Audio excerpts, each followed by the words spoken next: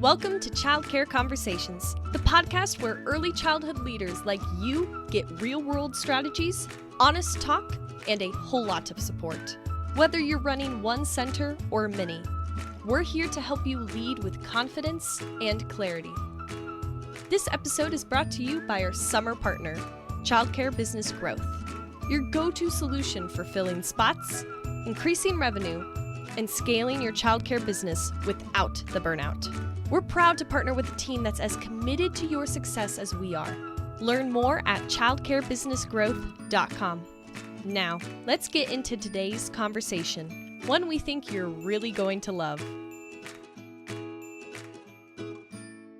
All right, so today from Milwaukee, we're bringing you not Laverne and Shirley, but Trina and Bianca. So, and I don't know, they don't have any letters on their shirts, but they might like a good milk and Pepsi, or maybe they're dancing through the streets. And so we are so excited to have a conversation about what's happening in Wisconsin and childcare. What's happening in Wisconsin, what's happening in your program, how your program was started. All of those things will be great. Awesome. So you guys introduce each other. So each of you introduce the other. That makes it a lot more fun. Okay. Awesome. So this is Miss Trina, the lovely assistant director here at Tender Care. She's been here for 13 years, and I absolutely enjoy working directly next to Miss Trina. Awesome. Well, give me a good one. We call her Miss B around here, but Miss Bianca, she is the executive director for Tender Care. She's been here far longer than I have been. And she's great. She's what I call the advocate of all advocates for child care. And she has a great passion for what she does. So I love working with her. And there she is, Miss Bianca. Well, okay. We are so glad to have you here. And Carrie was going to say something. I'm sorry. I was going to say, one of the things that I think is really impressive about your story is the fact that the program has been around for 46 years. Yes. And there's not a lot of programs that have been around for 46 years. And I think that we should talk a little bit about that. Like, why was the program founded? What was the community like? And what you know about what has stayed the same and what has changed about your community. Well, and I want to make sure you guys talk about the pivot. We'll get there, but let's start at the beginning. You want to take the history? I'll start. So basically, Tender Care was founded in 1979 as an entity of Capitol Drive Lutheran Church. And yeah. So what was the community like in the 70s? Was it primarily stay-at-home parents, or one parent working, one parent not working, both parents working? What was the ethnic mix like? What was the community like? So I'm going to say, I'm going to go back just a little bit. So the church was founded in the early 1900s. It was built from ground up, early 1900s as a Lutheran church, as Trina stated. And the ministry of the child care was birthed for originally Sunday school. And they started this space for the parish as their Sunday school. And Sunday school was a forever evolving thing, but their congregation needed childcare as well as the community. Back in the 1970s-ish, the community was majority older, white and Lutheran people.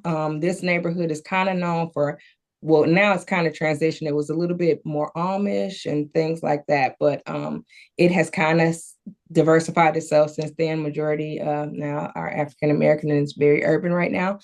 But they began as a parish for their Sunday school folks, and then evolved in 1979 to a licensed child care center.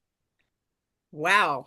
So Awesome. that sounds like a pretty significant cultural shift from an Amish neighborhood to a very urban neighborhood. Like that has got to have been interesting. I know you guys haven't been there the whole time. No. You've been there for, more than 10 years of Mhm. that transition. How did that work for your staff who was used to one type of family and things were changing? How did that work for the staff? So when I started 15 years ago, as a early child care teacher, the program was the Amish community they're just honestly a couple blocks away, and they have lots of centers, is what it appears, very home-based centers. And you can see kind of on different blocks, not maybe 2, 3 blocks north and a couple blocks each, you'll see those programs still in operation throughout the days. On our walks, we can see them, so they're that close. But since I've been here within the last 15 years, I would say when I came in, the program was diverse. Not really that Amish community because they still had their own space, but the Lutheran families, there's families that were still attending the church. They had families at the center, but around the time that I got here, we had a larger population of community folks coming in to bring their children for care. So it was still a lot of church folks, but a lot of the community we had opened up for community, and they just start pouring in, and we're pretty much community based.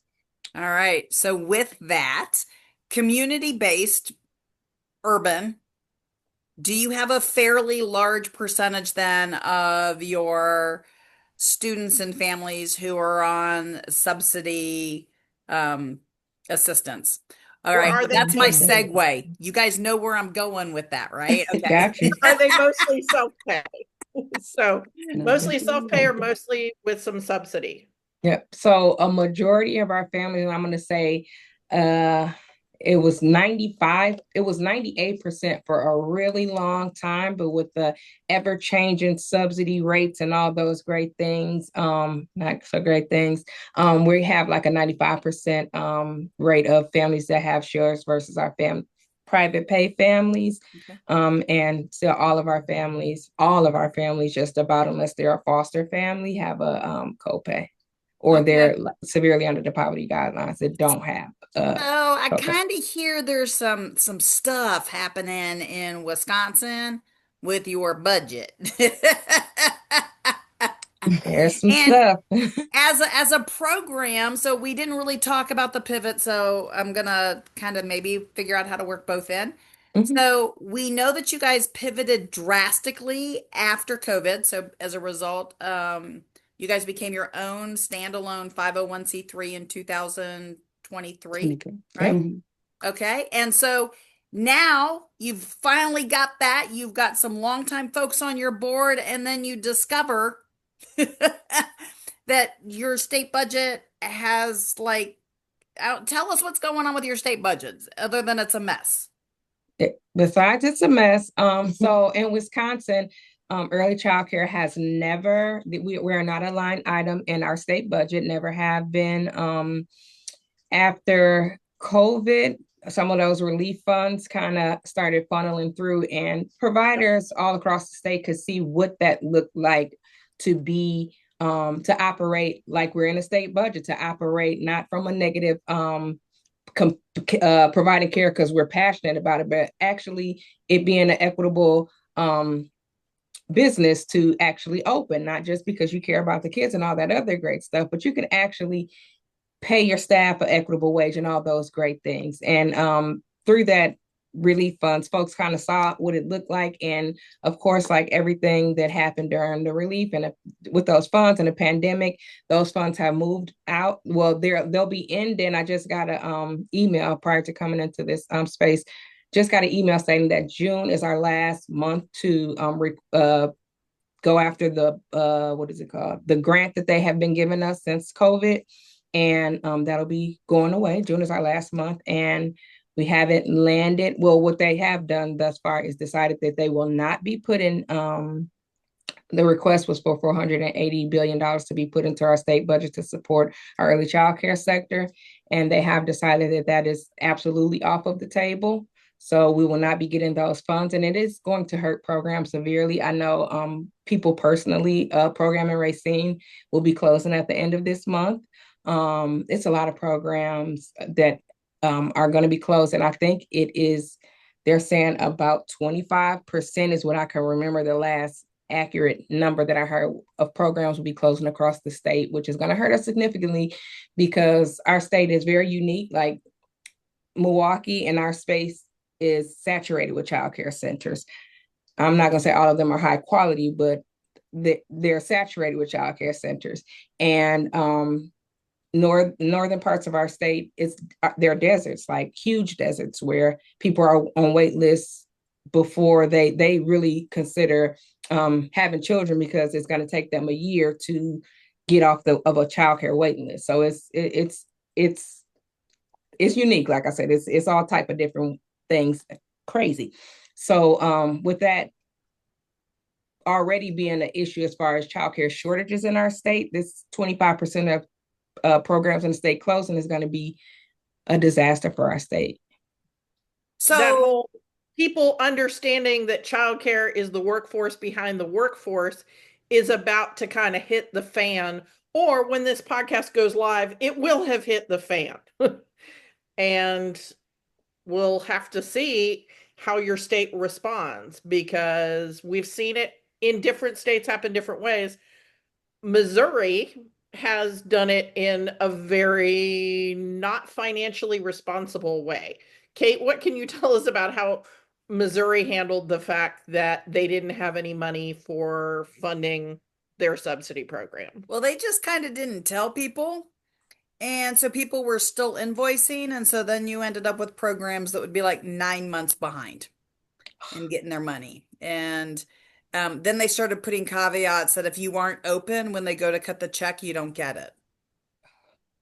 So you don't even get in the arrears funds. Like even though you owe people that have worked for those last 9 months with nothing. Oh, yeah. And in Oklahoma, as of this recording, they've pretty much bankrupted their child care department. They're drastically changing the reimbursement rates. Like every day they send like new emails like, hey, by the way, we're just letting you know that if you don't do A, B, and C by June 1st, you're not going to get your subsidy. So instead of having real conversations or try to figure out where to get the funds, they are trying to reduce the number of quality programs. And as of today, the governor of Oklahoma vetoed a bill that would have made child care employees who got free child care something that they were reimbursed from the state for. It was going to be a line item in the budget.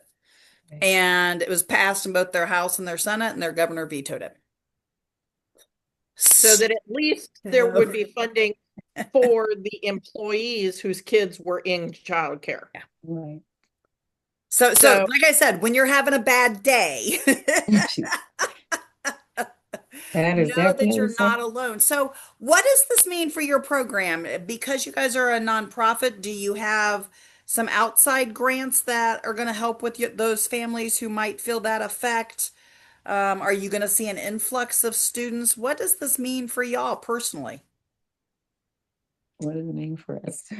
I've been trying to give everybody a sense of security. I'm going to just say it how I say it because that's just what I can say.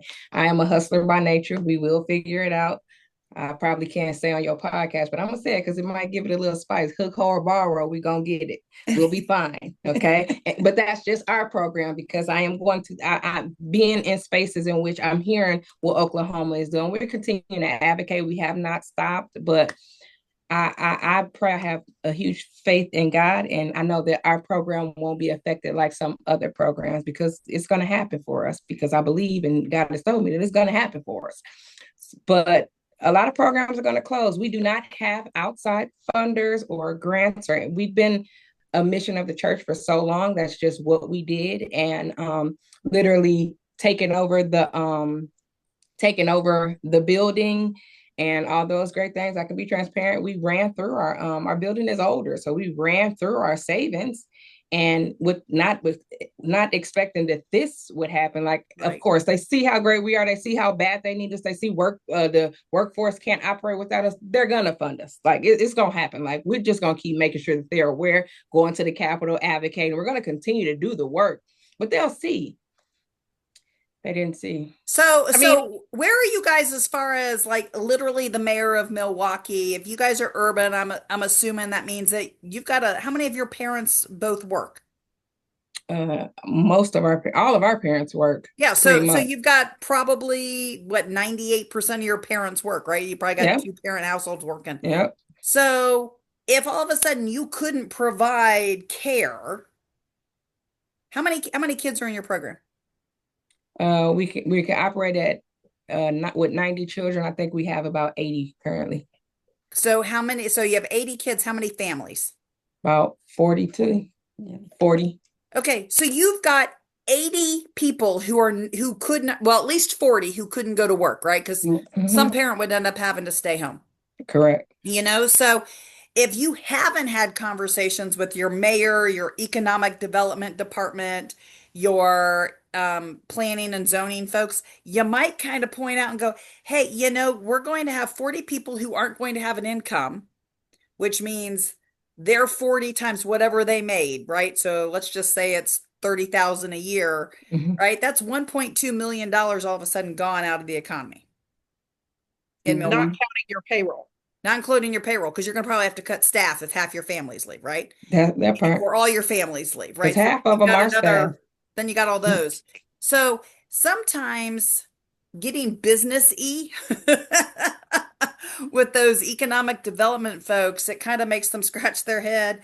If you have any major employers, making sure those major employers know, hey, we just want to let you know that we've surveyed our parents, and if for some reason we don't get funded, these parents aren't going to be able to work in your business. How would you like to help? How would you like to help us? Right? I mean, and I have to say, I know that it feels right now like the sky is falling because they've said this isn't going into the budget. But imagine you're in a state where the legislature only meets every other year for 2.5 months. That's what they're dealing with in Texas, where if they don't get the money into this budget, there is no real way to address it for 2 years. See, we're trying to make you feel better.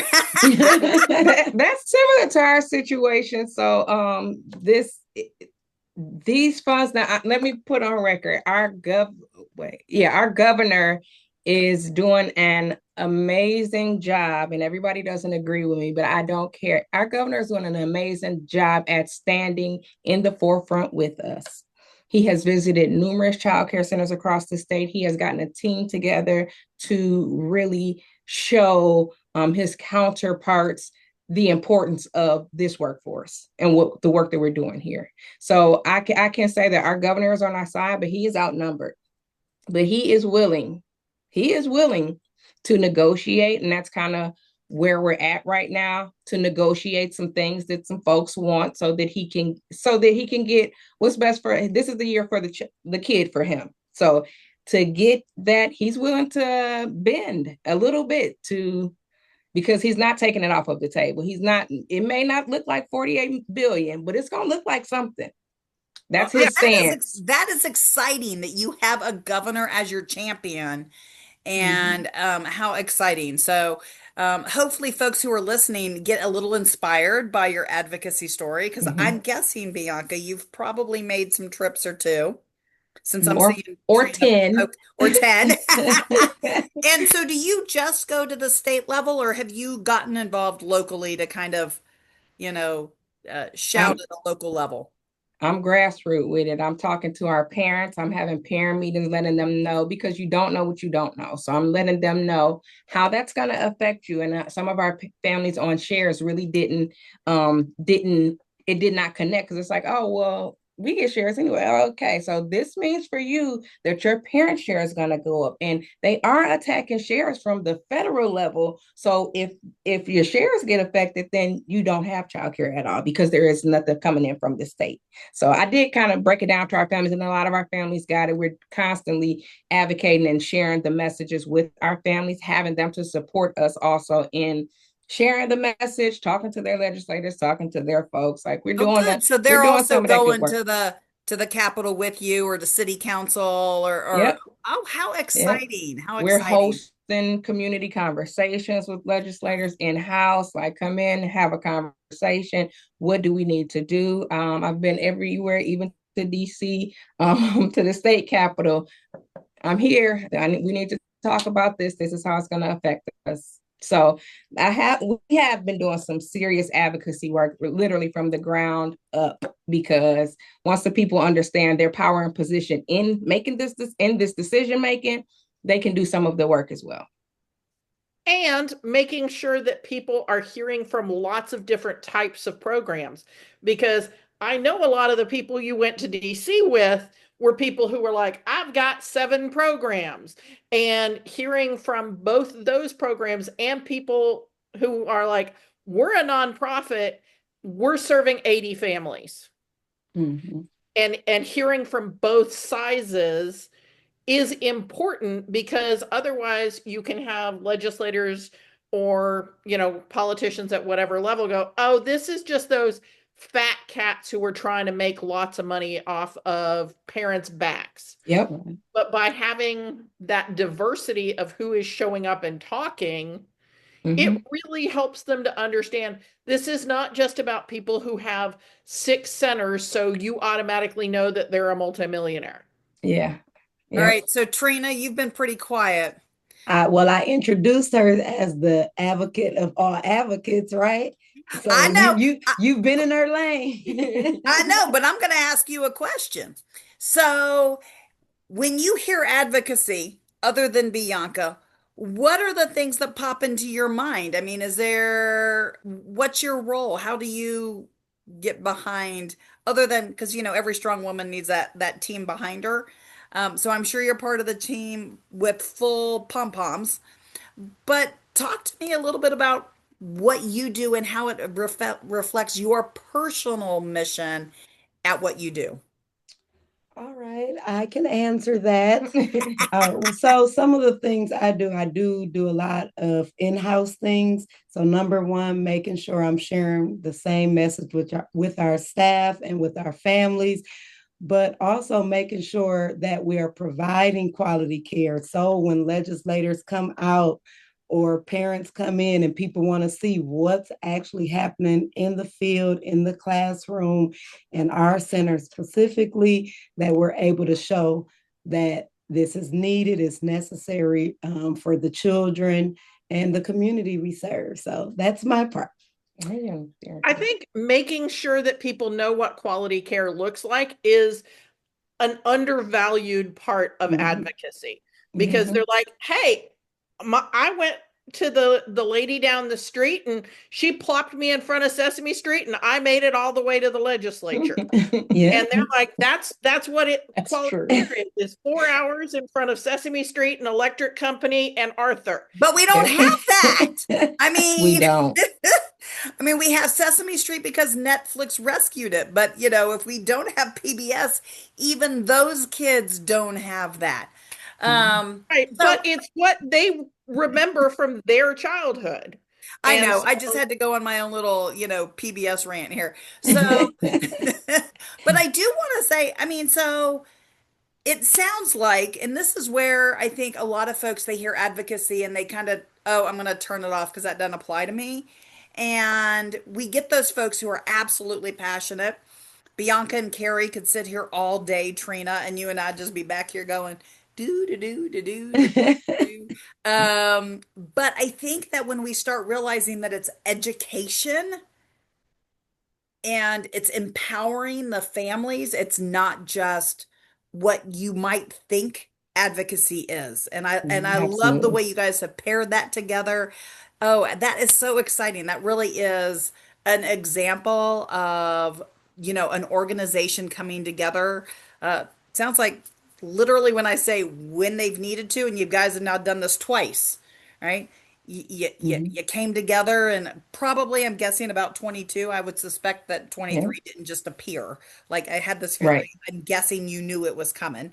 Yep. And that transition was coming probably from, I don't know, 2020. And 17. yeah, Yeah. right. And so you knew that was kind of coming.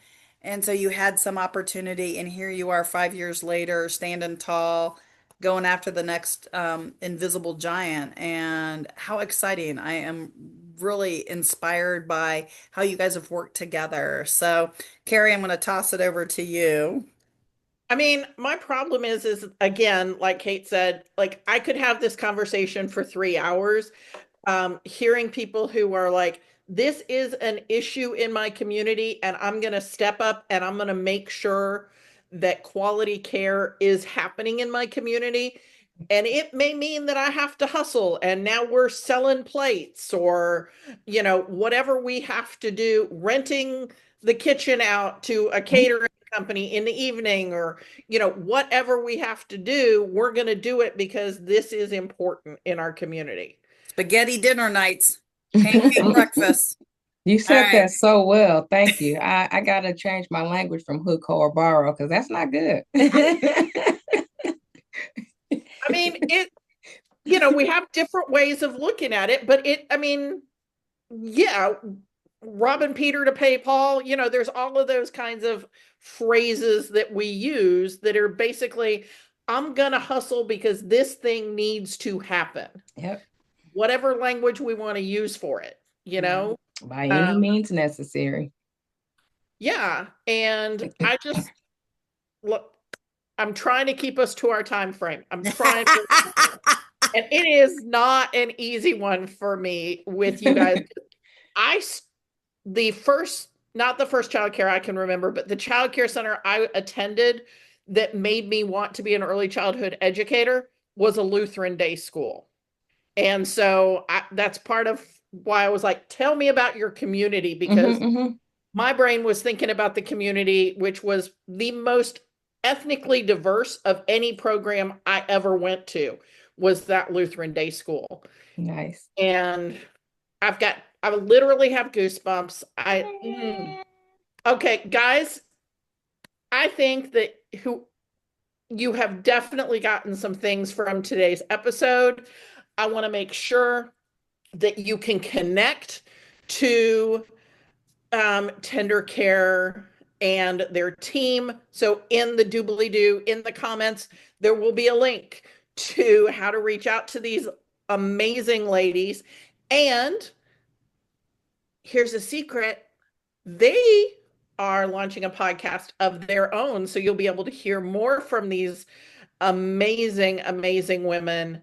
And if you heard, I have a request. Okay. Okay. Trina, Bianca, you ready for this? Mhm. So your first episode has to be what in the world happened? Okay. It needs to be our governor did X, because Okay. that way people listen to this, because so those of you who have listened to us probably realize that we record and then it takes a few weeks, months for it to air. So, and that's not because we're slow, it's just because we have a lot of people. Right. And we love our guests, and we want to make sure that all of our guests get their spotlight. And so, if you get a chance to do that, this is the state of what happened, even if it's your teaser episode. Okay. Yeah. So if you need help figuring out how to launch that teaser episode, wink, wink, nudge, nudge, you guys can do that, and we'll share that on our show notes and in our newsletter that'll go out to about 12,000 folks. And so that Awesome. way we bring that awareness to everybody, but they also get to go, well, I want to listen to the next one. I want to know what happened. You're encouraging us for a September launch date. That's what I'm Okay. hearing. You're doing it. I'm Prayer, doing peace, my and job. podcast. That's what we need. Prayer, peace, and podcast. Yes. Absolutely. Okay, guys. So I got to wrap us up. I don't want to do it, but I've got to wrap us up. So if you learned something from today's show, or if you just want to share this with somebody else who needs to know, share the show, send them an email, send them a text. I don't care, smoke signal. This is one that definitely needs to be shared out to more people, and go in and leave a review so that Trina knows that she needs to talk more on the episode. And and we will talk to you next week. Okay, wait. Okay. All right, Trina, Close what us is out. your governor's name? Governor Evers. All right, because I think we should tag the governor of the state of Wisconsin when this episode comes out. And I think everybody who's listening needs to go and say, thank you for being a champion. Please. Without saying, and we're sorry you have putzes, but at least thank you for being a champion. And we're looking forward to hearing y'all's second episode. And so now maybe with that, I'm going to hit the stop button. Awesome. Thank you. Thanks for tuning in. We love bringing you real talk and fresh insight from the world of early childhood education. Be sure to follow us on social media to stay connected and catch all of the latest episodes. And if you're planning a conference, training, or special event, Kate and Carrie would love to speak to your audience. You can learn more about their keynote sessions and workshops at kateandcarrie.com. If you learned something today, share the show and leave us a review below. We'll see you next time on Childcare Conversations.